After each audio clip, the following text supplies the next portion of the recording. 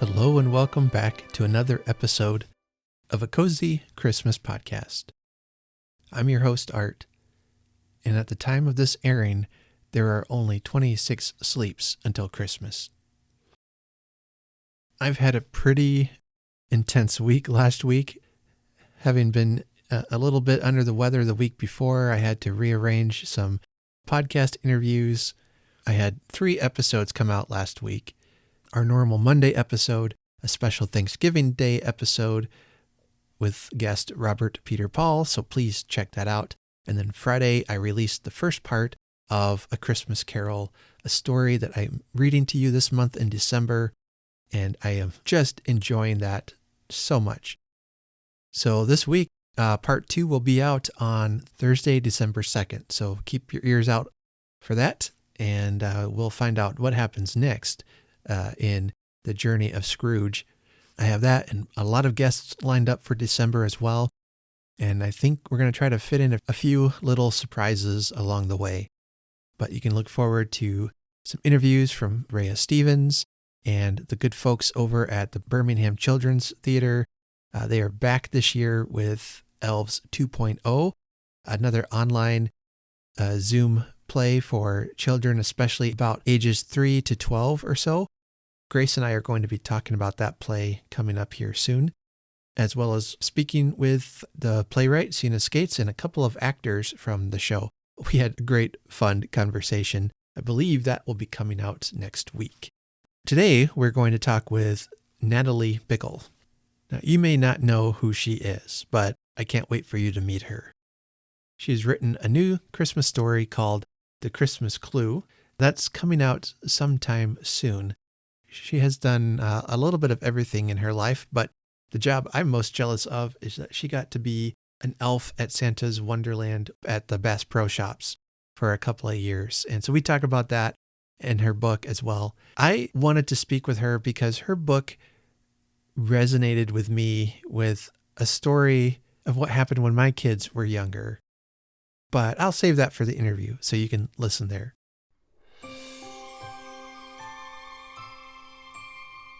Well, we have a listener memory I want to share with you today.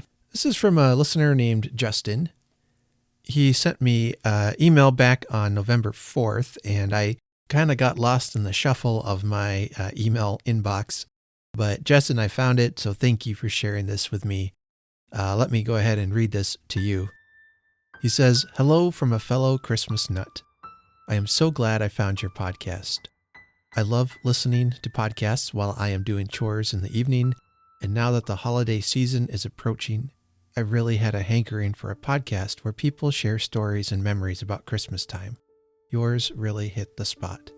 So Justin wanted to share with us some cozy Christmas memories. He continues, "There is no doubt that my love of Christmas certainly originates from childhood. I remember the excitement when my siblings and I would help Mom decorate the tree while listening to cassette tapes of Mannheim Steamroller's Christmas albums. When the neighbors started decorating their houses, my parents used to bundle us up in blankets, put us in the wagon, and pull us around the neighborhood to look at Christmas lights. This is a tradition I still do with my kids every year on Christmas night. I used to get so excited on the years when we would make the drive up to Kansas to see my grandparents. Christmas in that beautiful old house in Kansas was truly magical. No other way to describe it. The smell of apple cider filled the house, and the moonlight would twinkle on the fallen snow outside. We would sit by the fire and watch It's a Wonderful Life and play games way past our bedtimes. I remember being 5 and having my grandmother read me The Polar Express for the first time, which was, and still is, my favorite Christmas book, and one which my kids love as well. I was given a special edition one year that actually came with a little bell just like the one in the story. Despite all these wonderful memories, the best of all was to come much later. I admit, during my college years, I was a little too busy to bother with Christmas parties, and didn't have the same excitement about Christmas as I did during childhood. I didn't have any traditions of my own, other than sneaking off to midnight Christmas Mass, since that was the one where Father Dan threw in extra carols, which I enthusiastically belted out somewhat to the amusement of those around me. But my true passion for Christmas was reignited and amplified in ways I never imagined possible during December of 2013, the same year I started a new job in Austin, Texas. This was the December that I started dating the woman who would become my wife. The excitement and wonder of falling desperately in love, combined with the festivities of the season, created such a feverish bliss that was almost surreal. On our third date, I invited her to help me decorate my apartment for Christmas. I remember getting the tallest artificial tree I could find just to impress her. I still use the same tree, by the way. We went to many Christmas parties at the homes of friends we met through church, where we would literally sing carols, play games, and drink cider and hot mulled wine. One of our friends was from Germany and introduced this drink to us. It was like something out of a storybook from of old. I remember going ice skating for the first time in my life with her on top of the Whole Foods store in downtown Austin after a whole day of festivities, and the next day going to the Trail of Lights and spinning with her under the Zilker tree. We then shared our first kiss in the light of the tree we had decorated together. It sounds like a cheesy Hallmark movie, but was so much better. We were also married very close to Christmas time and relived the same wonderful traditions again that year and every year after. To this day, 7 years and 3 kids later, the memory of that feverish joy and delight come rushing back every time that first cool wind blows in, the Halloween decorations come down, and I begin to hear sleigh bells in my heart. Thank you for your wonderful podcast, and I hope you have the merriest Christmas in 2021. And that's a listener memory from Justin. And Justin, that was beautifully written. Thank you. You know, my wife and I too we didn't start dating officially until February of 1999, but we definitely started falling for each other in December around Christmas time. So that too gives me some very special memories. I remember that Christmas of December 98 when we had just started liking each other. We had been friends, but I definitely had feelings for her. She definitely had feelings for me. I was just too dumb to notice. Well, I was 20 years old at the time, so, 20-year-olds are not known for their intellect. But I remember that year I spent Christmas with my dad, which was a very special time with my dad and stepmom, who I've talked about before on the podcast. And that was the first Christmas I got to spend with them together. Hadn't been able to spend Christmas with my dad for quite a few years before that. So that was a special Christmas. But I remember on Christmas Day, my wife had said she would give me a call to talk to me on Christmas. We had plans to do that because, we're just friends, right? And that's just what friends happen to do. So I called her. I was in my dad's office. I can remember he has a locomotive train telephone. So I got to use that, and I called her, or she called me. But we talked for, I don't know, about an hour, maybe. Just about nothing and everything. I remember hanging up the phone thinking, I really like this girl. I missed her terribly. And I think at that point, my dad knew there was a lot there. And I think my dad already had suspicions that things were going to work out for us, for my wife and I. So yeah, Justin, I love hearing Christmas romance stories. They're just the best kind. Thank you for that. And I guess since Christmas is coming, you and your wife have an anniversary coming up. I hope that you guys are able to celebrate that in a wonderful and meaningful way this year. And with 3 kids, I have 3 kids myself. It sounds like you have a house full. And I hope you have a great Christmas this year. Well, if you want to be awesome like Justin, send me an email about a Christmas memory, a tradition, something like that. Whatever you feel like you want to share with the podcast, I'd love to hear from you. Please send me an email, or you can even send a voice message to cozychristmaspodcast@gmail.com, and I'll read your memory on an upcoming episode. And I'll be doing this throughout the year. So if it's March and you think, you know what, I need a little Christmas, I'm going to send in your Christmas story and I'll read it on an upcoming episode. So next up is my interview with Natalie Bickel. Enjoy.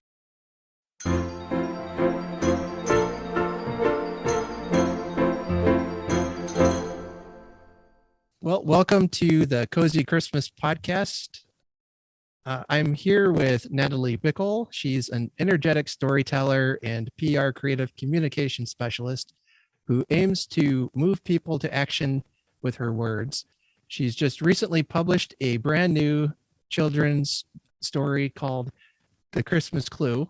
And it's a wonderful children's story that brought up memories of when my kids were young, which I'll have to tell you about here in a minute. But Natalie, welcome to the Cozy Christmas Podcast. Thank you so much, Art. I'm so excited to be here. I'm not into reading children's books anymore. My kids are getting too old. So I love, I always read to my kids when they were younger. We had some favorite books that I got to the point where I had them memorized. So I love that. Welcome. Why don't you go ahead and introduce yourself a little bit? Tell us a bit about who you are and the book you just wrote. Yeah, sure. So I'm Natalie and I'm a writer. I'm an author. I work in PR, and The Christmas Clue really came from two of my biggest passions, writing and Christmas. And so writing for me really started in college, and I took some news writing and journalism classes and really thrived in those. They just totally lit me up. And so from there, I started writing for a few publications. And then I wrote a young adult novel. And then now this is my first children's book, The Christmas Clue. And it really embodies a tradition that was started by my dad. Okay, well, tell us a bit about that tradition. So the Christmas Clue is all about Santa hiding these clues for two children on Christmas morning to find. And so growing up, my dad actually wrote and hid all these rhyming clues throughout our house. And so on Christmas morning, my brother and I would eat breakfast and open all of our presents. And then there would be an envelope on the tree for each of us, and it would have the first clue inside. And so we'd read that and then race to the location that clue alluded to. And then we'd do this several times, probably about 10 different clues until it led to the last present. And so I really wanted this book to just honor my dad's tradition and to foster Christmas magic in other children maybe who haven't had the chance to experience it before. So I have to tell this story because I read the review of your story, or you sent me the story, and like I said, it brought up memories of when my kids were young. And I don't remember how it got started, but I might have been just bored one day and we did a scavenger hunt kind of thing with clues. It was kind of fun, but then especially my oldest really liked it because he's got that analytical mind, and so he kept wanting that to happen. And there's a limit to my creativity.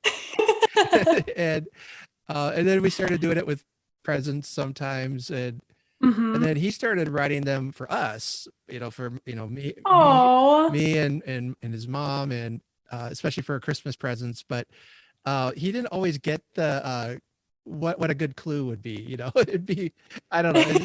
It was something like, your next clue is found somewhere was invented by somebody who is really smart or something. And then I'm like, okay, yes. Yes. Oh my goodness. There were so many Christmas mornings where my dad would have these clues and they would be too confusing for me. And I was so young, I'd get frustrated really easily and just be like, I'm giving up. And then my brother would always help me because I had no idea. Yeah. And so that one in particular was like my son's name is Ryan, which is the same character as your character is. So that was fun. Yes. And I said, Ryan, I can't do this. This is too vague. And he's like, Dad, it's obviously Thomas Edison who invented the light bulb, and the next clue's upstairs in my bedroom by the light switch. Like, oh my gosh. Of course. Why did I think of that?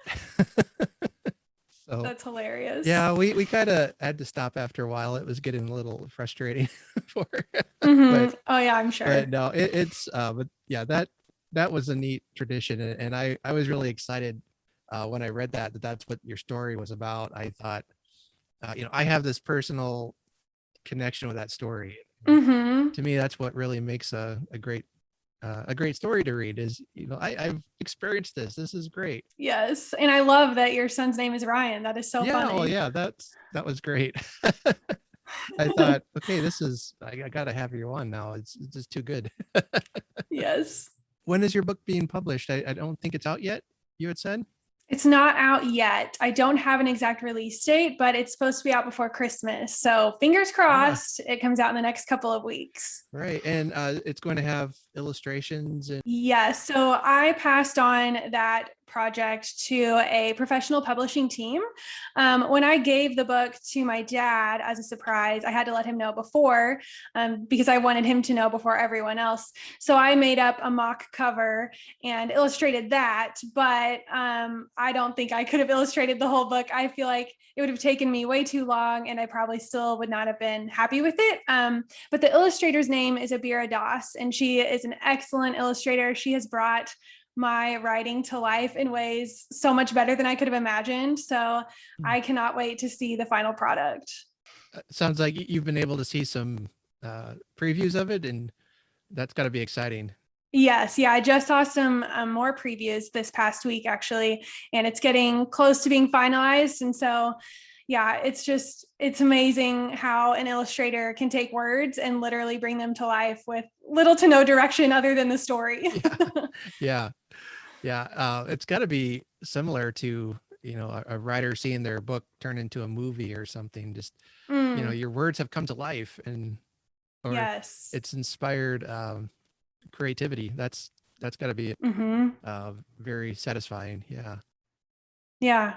You had mentioned in your email that not only do you do all these things, you're now a writer, you're a storyteller. What ways are you a storyteller? Do you read to children, or how does that play into who you are? Yeah. So storytelling for me is kind of a need more than a want. For me, writing is the way that I process the world around me. And so when I write, I try to use metaphors and take the readers on a journey with me. For example, I've written for a publication called Darling Magazine, and they're all about the art of being a woman and really showcasing different perspectives and different lived experiences. And so I actually dreamt about an article that I wrote for them before I actually wrote it. And I could see it and feel it and pretty much like breathe it before it was on the page. But what it was I was walking into a forest of all of these evergreen trees, and they looked really soft, but they were actually pretty sharp and they weren't snuggly. And I related that to the racial climate of our society at the time, and just how no one's going to coddle me or comfort me. Like, I need to do my part and educate myself and be responsible for the part that I play in our world. And so that's kind of how I tell stories, is I use like these big themes and concepts and maybe scary things that are in the world and turn them into a relatable journey that we can all walk through together. One of the things I like to do on my podcast is to tell stories, not just fiction stories, but sharing my listeners' stories. And I don't know about you, I just find that such a powerful way to keep memories alive, to keep hope alive at times, to make us cry, make us laugh. I don't know. It's all, it can. Yeah, there's something about, yes, there's something about the truth within a story that is so beautiful. Even if it's written in a very flowery way, it really draws you in, and that truth is what brings the emotion and the connection. Yeah. Along with all of this stuff, you've had a job that I'm maybe a little envious of. I don't know. But you've also worked at Santa's Wonderland at the Bass Pro Shops. What was that like? Oh my goodness. I loved working there. So how I got that job, it's really funny. I was not a Bass Pro regular shopper. I was dating my now husband at the time, and him and his brother wanted to go to Bass Pro Shops. His family is big into hunting and camping. And so I tagged along, and it was around probably November, early December. And I saw Santa's Wonderland for the first time ever, and my jaw just hit the floor. There was a snowball fight area, talking reindeer, obviously like the North Pole set up with Santa and elves. And my little kid heart just like swelled, and I was like, I have to go wave at Santa. Like, that's the real Santa. Yeah. And Yeah. I walked up next to the line of kids and just like waved, and Santa waved back. And I'm surprised my husband married me. That's awesome. Yeah. But then I was like, okay, I have to work here. Like, this is amazing. So the next year I worked there, and I was an elf for about, I think, 3 to 4 years. And my job was to take pictures of the kids. So some elves would help get kids on Santa's lap. Some would be, designated to the snowball fight area. Everyone had a job, like the North Pole. And so my job was to take pictures, and I would jingle these jingle bells and get kids' attention so that they'd look at my camera. But I got to witness some really beautiful moments. So Santa was so great at like taking time with special needs kids. Or I know there were a couple teenagers who came in one time, and I feel like they had just like lost hope, and they were just there like, we need something to bring happiness back to our lives. And Santa just sat there and like prayed with them.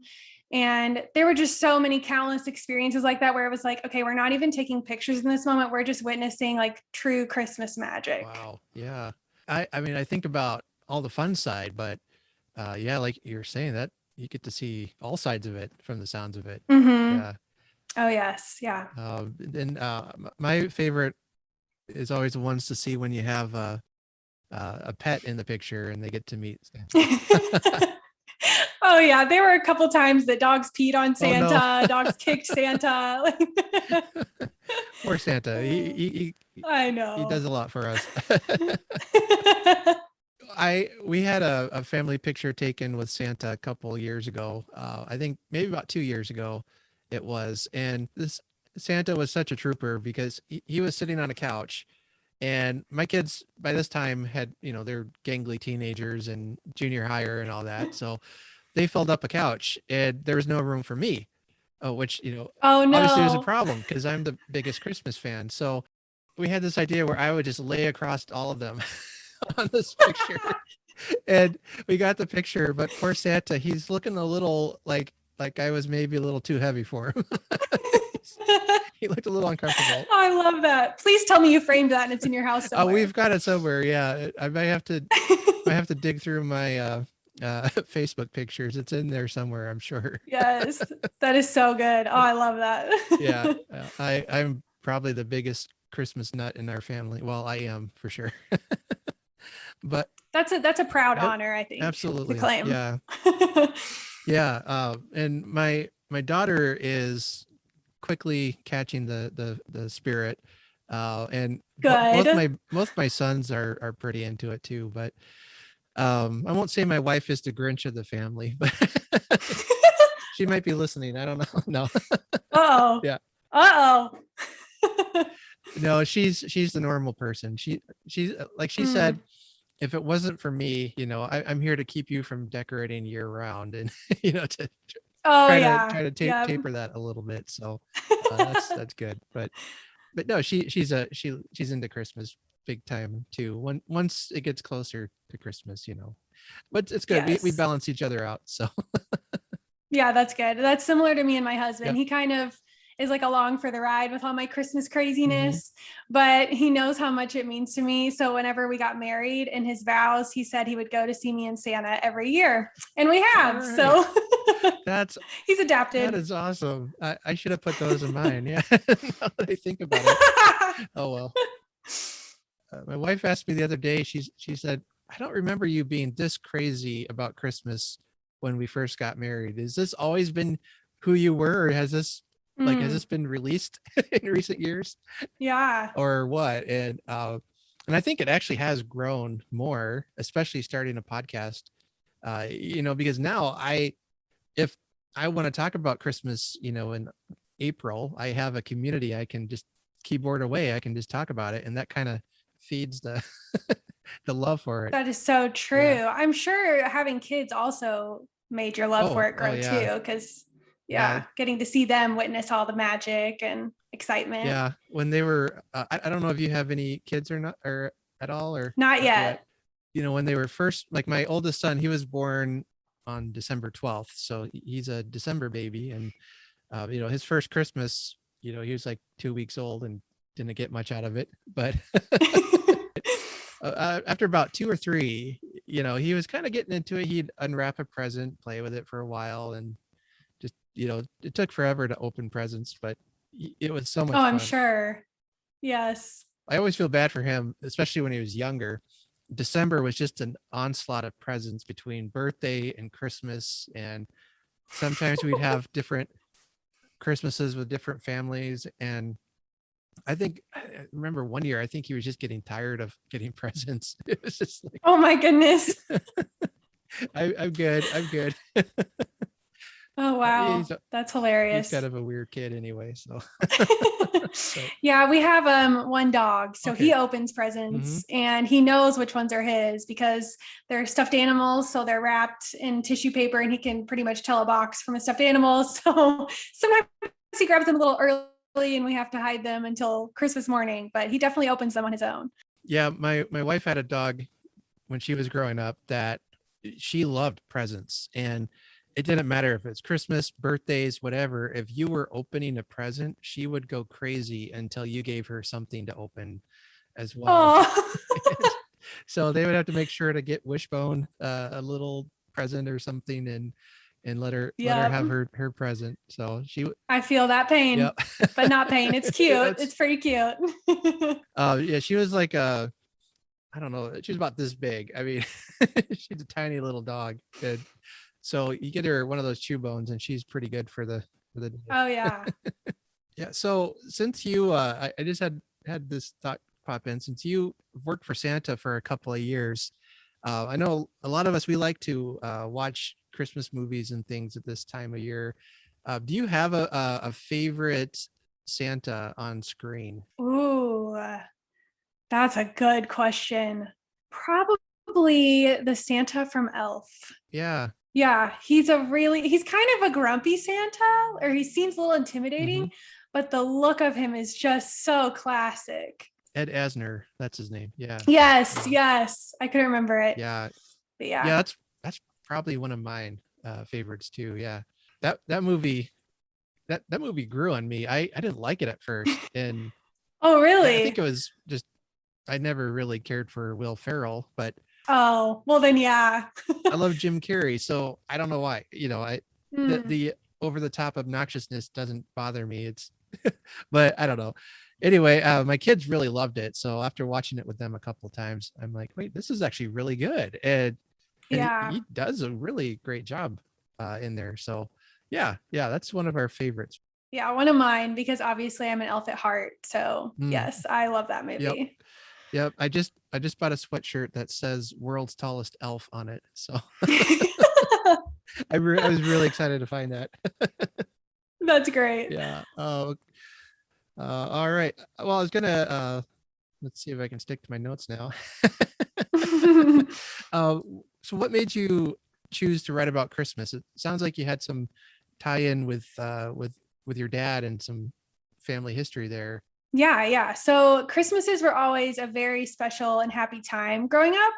And my parents were both so great at fostering Christmas magic that I just wanted to share it. And Christmas always brought me hope every year. And I think part of the reason that it lasts throughout the year for me is because I love Jesus. And obviously we celebrate that he's born around Christmas time, but I hold that close to my heart throughout the year as well. And even through that, I see Jesus kind of mirrored in Santa. So Santa is like this larger than life character who literally his job is to spread love to children all over the world. And so I wanted to incorporate Santa into my book and that feeling of love, and just Santa putting so much effort into hiding these clues for this family and curating this family moment of love and laughter and just excitement. And that's great. Just that idea that we can celebrate with both Santa and Jesus. Yeah.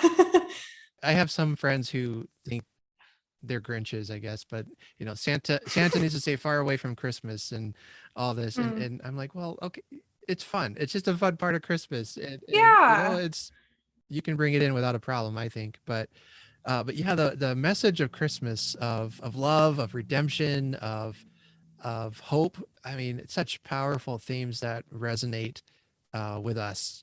Hmm. I love hearing how people celebrate it differently and what traditions are meaningful to them and all that. And I love that you wrote this book out of family memories and Christmas memories of from your past. I think those are the ones that really make a powerful story when you have that interest in it. Hmm. Yeah. And whenever I told my dad that I had written this, it surprised me, but he teared up and he was like, I was just being goofy and doing the things that I thought would make you and your brother happy and have fun. Yet, like, he didn't realize how much of an impact it had on us. Hmm. And he was like, I do all these things just to have fun. And I never know which ones are going to land and which ones aren't. And this one just happened to make a very big impact. So, yeah. Yeah, my grandpa used to dress up as Santa for us, and so we've got pictures of sitting on his lap. But then my dad, he's been Santa off and on. He's helped out at like different stores and things and has dressed up, and so now they're looking at me to carry on the tradition, I guess. So Well, yeah, you better yeah, grow that beard out a little right, a little longer. longer. The white's coming in. I've got the Santa belly here. We're good to You're go. I'm prepared. ready. Yeah, Yeah. yeah, yeah. It's gonna be like the Santa Claus with Tim Allen. What's another one of my Yes. favorites? And Oh, yes. That one is so I'm good. gonna wake up and be like, oh, I'm old. What happened? We have listeners with children who really love to read to them and all that. Do you have any favorite Christmas books that are great to read aloud at Christmas time, especially to children, younger children? Yeah. So I actually recently looked through my old box of books that I used to read as a child and my parents used to read aloud to me. And some of them include, of course, the classic The Night Before Christmas.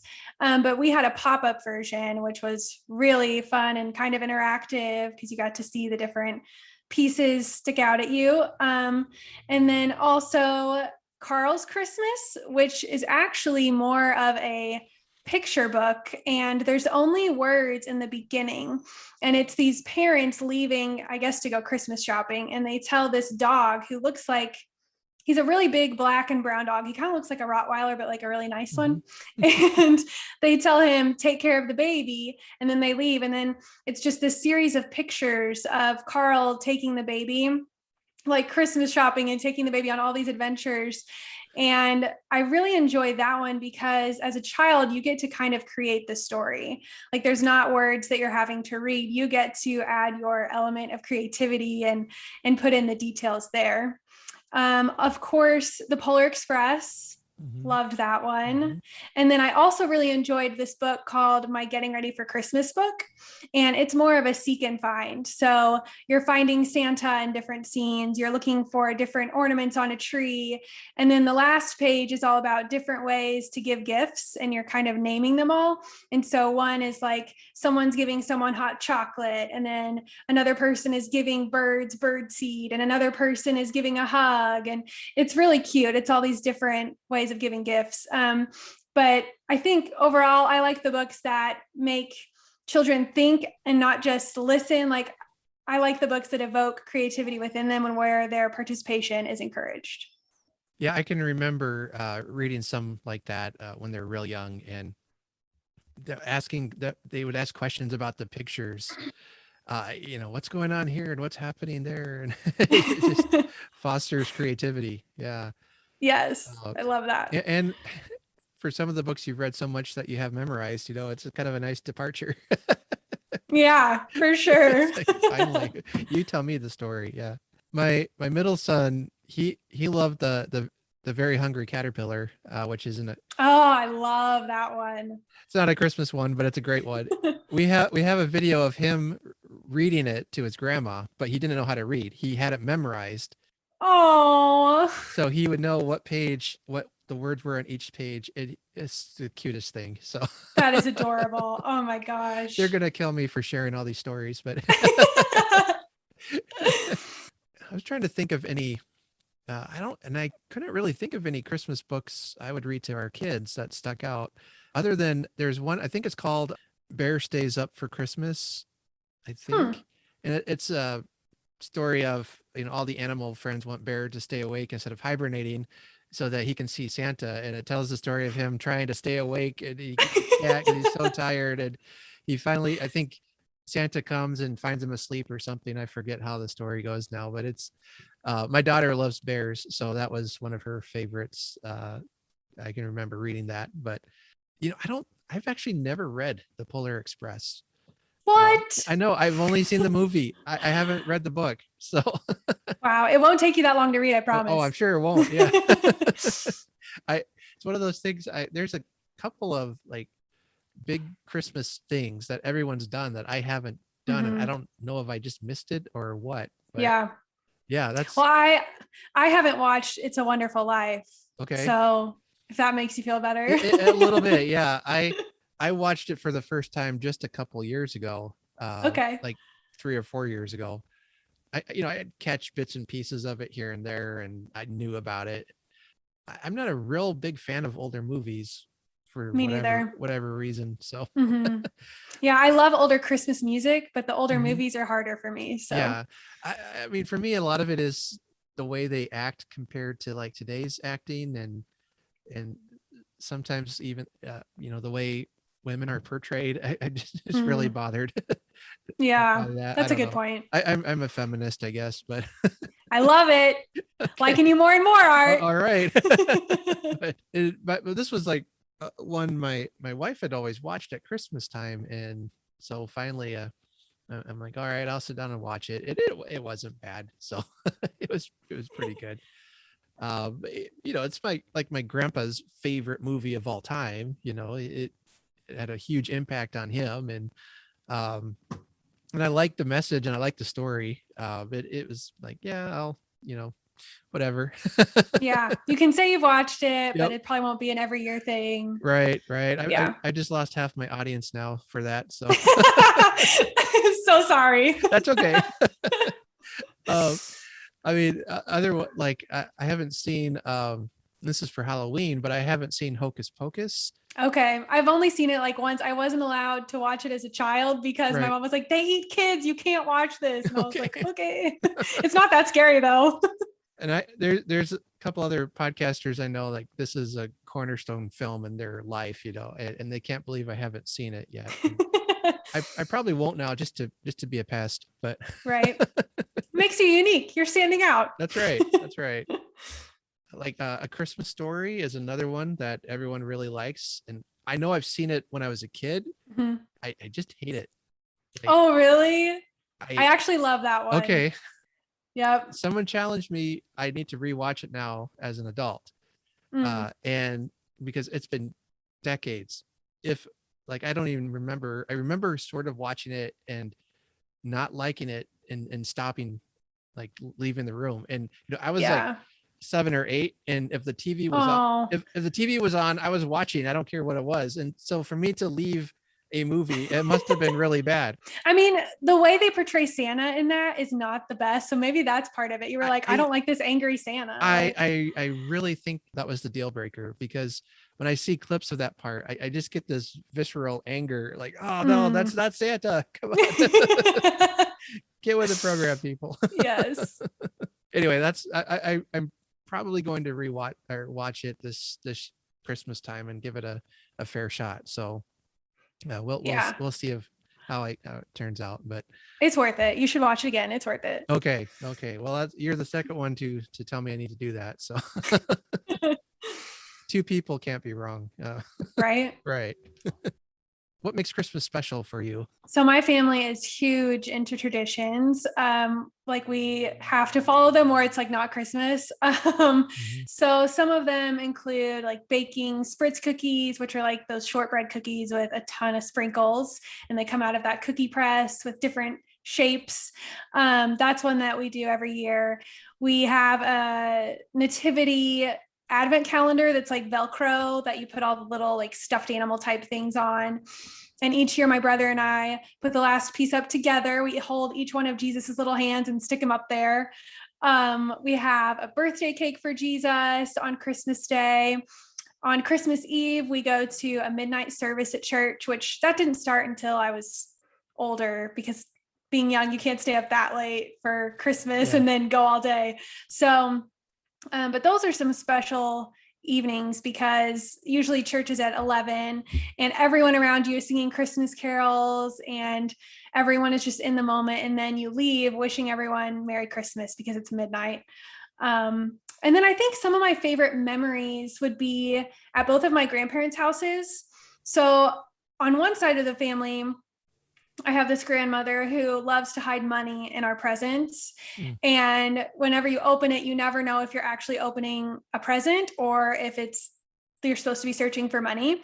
So for example, she'll put like socks or flashlights or little things in there. And you're like, okay, is this the present or should I be searching for money? I don't want to insult her and think that this is not the present. Yeah.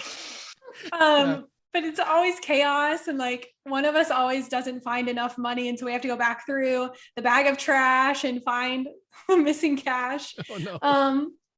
And then in my other grandmother's, this one is just very special because I have so many cousins and aunts and uncles on that side that whenever we get together, it's just like being surrounded by so much family that it's chaotic, but it's a beautiful chaos. Like it's these people that I only get to see maybe once a year. And growing up, I just had so many cousins that were around the same age and we were all hyped up on sugar, just all so excited and getting to hang out together. And I just loved those memories of just being surrounded by family. Have you ever done any or seen like a live nativity type thing? Yes. My church actually had one a few years ago and they had like live camels and sheep and everything. And that was really cool. And like a real baby. Yeah. The town next to us, we live in a small Iowa town. There's a couple of us all kind of squashed together.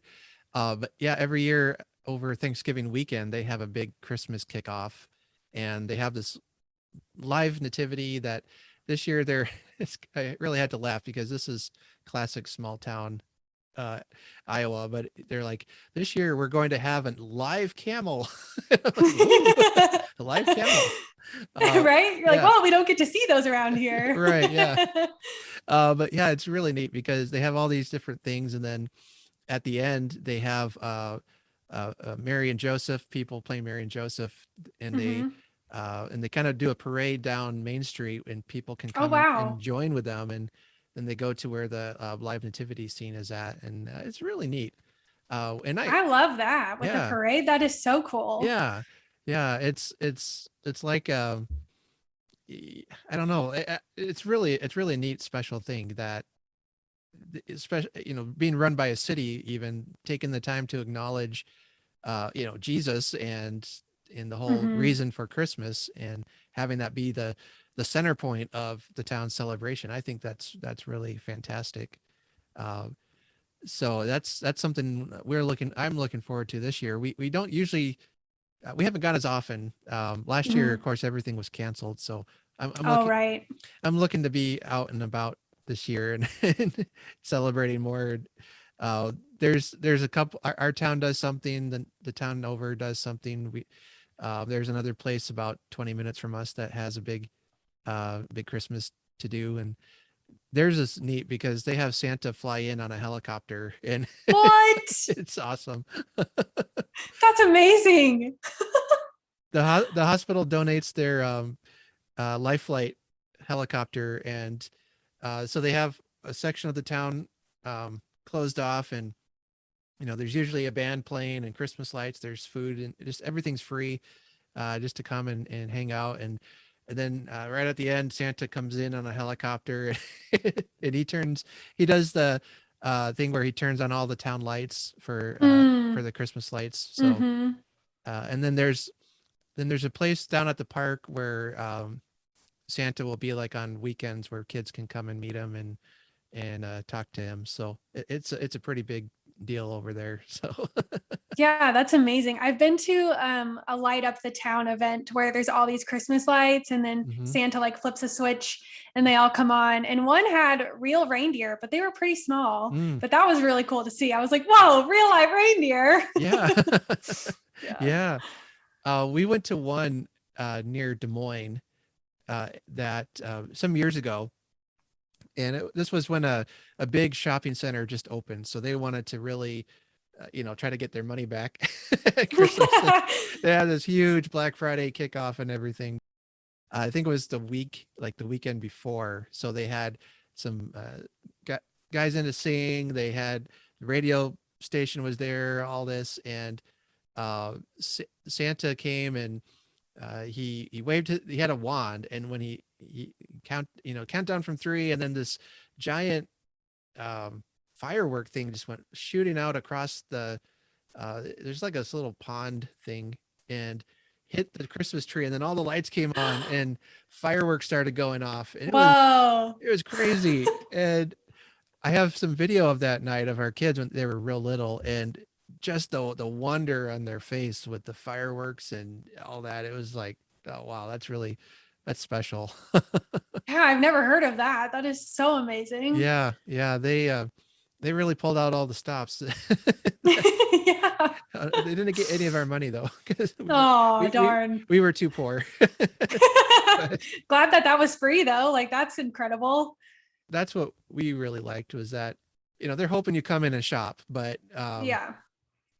Just having something free to go to when, kids were little, we didn't have a lot. So we always were on the lookout for those memory making moments, and those are more special anyways. Yeah. A few years ago, we were watching that video again, and one of my kids were like, "Oh, Dad, that was so special. I want Christmas this year to be just like that." Like, oh, great.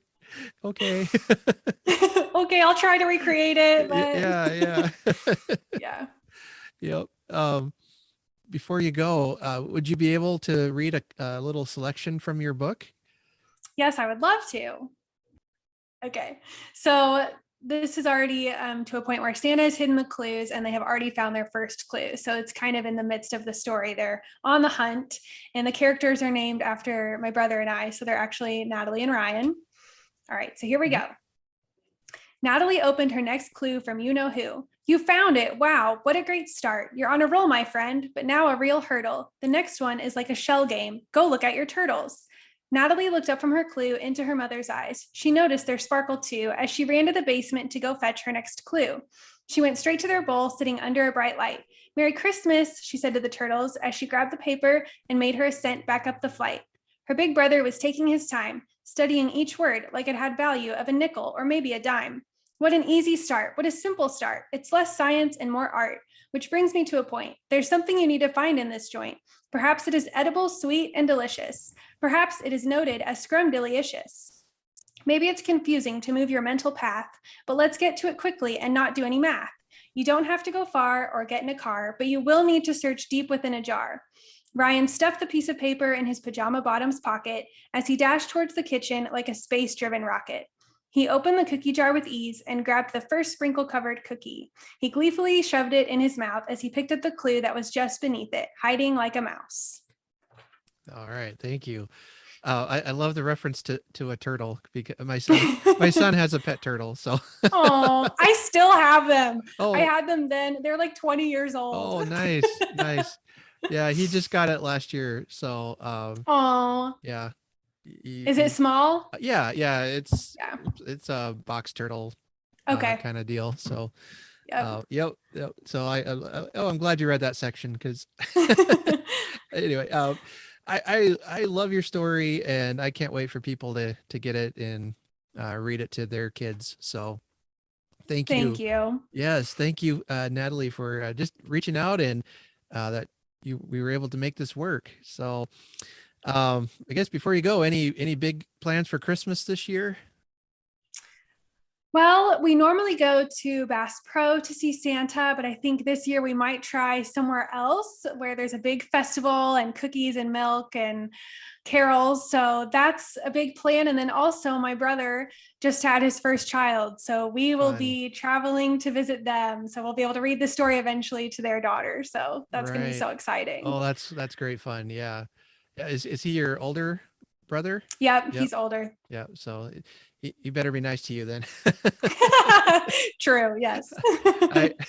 I say that I pick on my sister too much. So Oh yeah, we bickered like crazy, but we have a pretty good relationship now. So yeah, yep, same. Yep. She's probably the biggest fan of the podcast too. So oh, I love that. yeah. All right. Well, Natalie, thanks for coming on, and I hope you have a Merry Christmas. Thank you so much, Art. I hope you have a Merry Christmas too.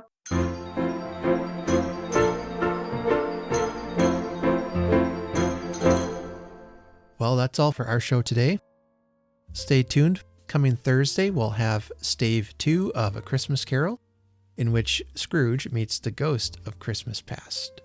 It's a great chapter, and I can't wait to read it to you. If you'd like to support the show, would love to have you leave a rating and a review of the podcast.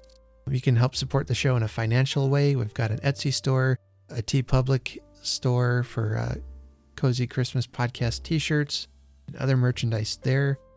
You can donate to Ko-fi.com. The link is in the show notes. And if you do that, I'll send you out a Cozy Christmas bookmark.